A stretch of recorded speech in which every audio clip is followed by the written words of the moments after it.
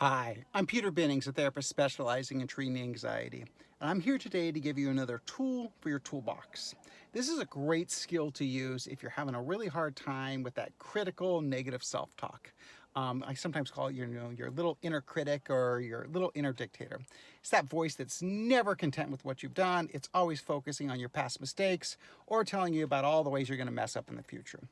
Well, if you find yourself getting stuck on that and really kind of buying into it, use this tool, and I call it Doom and Gloom Radio. So I'm going to turn on some talk radio, right? And right over here, this guy just talks and talks and talks. He's always got something to say, always criticizing something, always talking about some sort of issue. You know, he fills up hours and hours of radio time.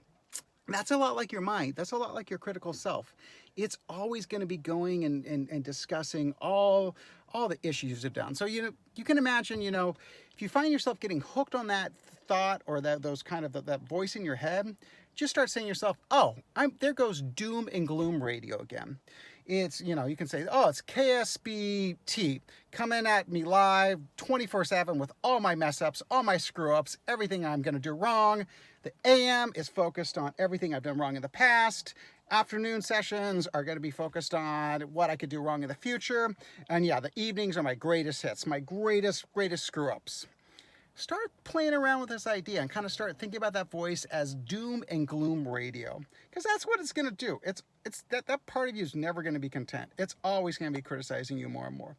But if you start thinking about it like a radio station or talk radio, you kind of say, that's their job. Their job is to fill up airtime with a bunch of sometimes nonsense and just fill the time and keep viewers engaged. They want to keep you hooked on it. But the more you kind of start seeing it and realizing it, then you can kind of say, well, how much do I really want to listen to that radio station? How much do I want to buy into that, that disc jockey that's all they want to talk about is problems and issues and my screw-ups. Then you have a little bit of a choice about how much you want to engage with that radio station. So give that a try. If you like this and you want to find out more about my approach, feel free to give me a call for free 15 to 30 minute phone consultations, or you can check out my website.